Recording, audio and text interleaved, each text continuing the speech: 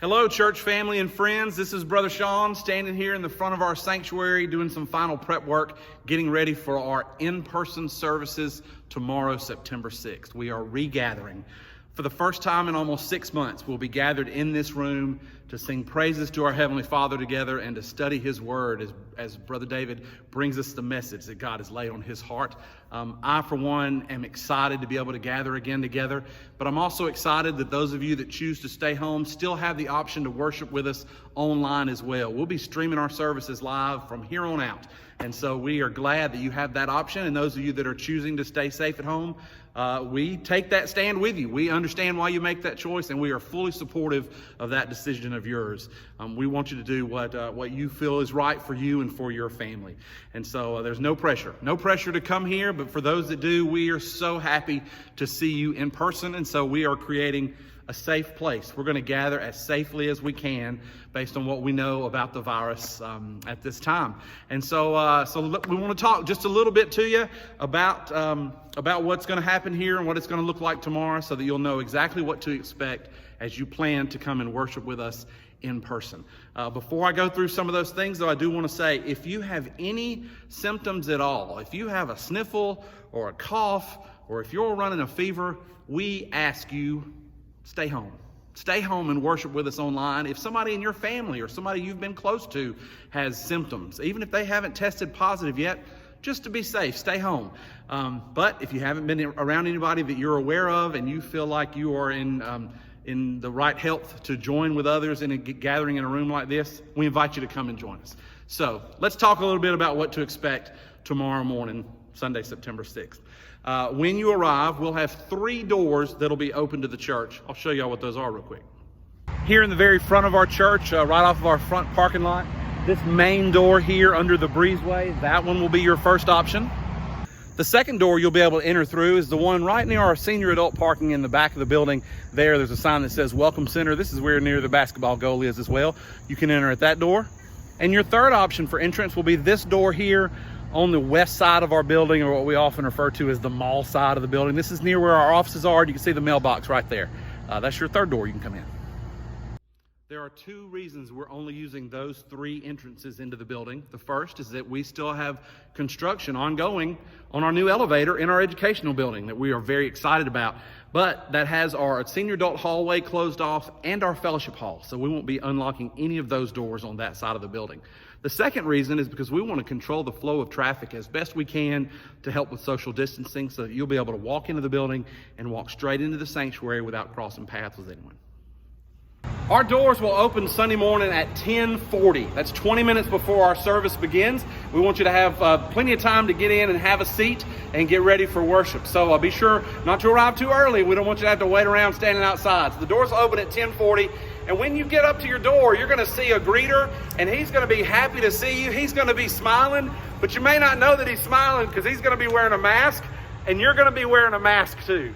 That's right. We're asking everyone that attends worship with us Sunday morning to wear a mask. That is just one of the safest ways we know to be able to worship together and sing God's praises without spreading the virus around in the airborne ways that we know it happens. My glasses are completely fogged up. That's just part of it, and I'm okay with it. I will praise the Lord with fog glasses and do whatever I need to do to be able to be with my church family. So just remember that. Wear a mask. And then when you get to the door, the greeter will be holding the door open for you, so you won't have to touch the door handle. And then as you come inside, there'll be an offering plate where you can drop your offering. There'll also be some regular offering envelopes and a blue offering envelope that is for our Myers-Mallory missions offering that we are receiving that day. Now, we won't be passing the plate during the service, so keep that in mind. You'll be dropping your offering off either as you come in or as you exit on Sunday morning. That greeter that's at the door, he will also have some hand sanitizer available for you to use on your way in or out as you choose. For right now, we are only regathering for our Sunday morning worship service all together. We will not have nursery available. We will not be doing Kingdom Kids. We're not doing Sunday school yet in person. But we do have some small group Bible studies that have been meeting online or meeting, our youth are meeting in the back parking lot on Wednesday nights. If you have a question about some of the other things we may have going on outside of our church building, contact the church office. We can put you in touch with a Sunday school class to be a part of online. As you enter the sanctuary Sunday morning, you're going to see that we have some pews marked off that we will not be using. We're only going to utilize every other pew. And so we ask your family to come in and to find a pew and to sit together. You guys know here at Northside, normally our students sit together in the front of the sanctuary and our children sit together over here on this side.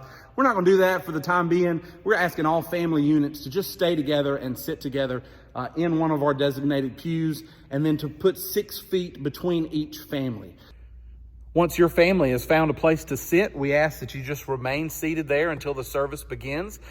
We ask that you don't be up walking around and visiting with your friends, because as you remain seated, that'll help us clearly see where the available spaces are to help more people find a place to sit as they come in.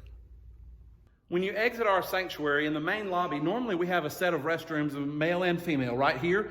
At this time, these restrooms are both restrooms for ladies. And so ladies, these are your restrooms. The men's restrooms for now are down closer to our nursery area, just down this hallway. Both of those restrooms down there are designated for men. And that way we're going to leave both of those doors propped open so that you won't have to touch a door handle as you enter or exit the restroom. You'll also see we have some covers on our water fountains. We don't have any water fountains available at the moment, so remember that as well. Based on the survey responses we've received as of this morning, we expect 58 families to be worshiping with us in person tomorrow. Knowing that some probably didn't fill out the survey, we expect to have a few more than that. And so we want you to know, that being the case, we have plenty of room in our church building for families to spread out with 6 feet between each one. But one way you can help us is by some of you choosing ahead of time to sit in our balcony. There are 28 steps on each side of our sanctuary that lead up into our balcony seating, and there's plenty of room up there for people to spread out and to be socially distant as well. If you do choose to sit in our balcony, we want to make sure you're aware it's a few degrees warmer up there than it is on the bottom floor, so you may want to dress accordingly. When our service concludes, we will dismiss each section of pews one at a time, and we'll start back to front, letting people at the back exit first and moving through. So our end of the service will look a little different than it has, but that's going to be the best way we know to keep traffic from gathering up in the lobbies, is to dismiss a section at a time. Now that said, we are asking you not to gather in the hallways and talk. If you want to talk to your friends and spend some time hanging out with those that you might not have seen in a while, you can do whatever you want in the parking lot. Let's just keep inside this building as safe as we possibly can, and that'll be best for our entire church family. Well, Northside family, that about wraps it up. Those are the precautions that we have in place to make your in-person worship experience as safe as we possibly can this coming Sunday and for the foreseeable future.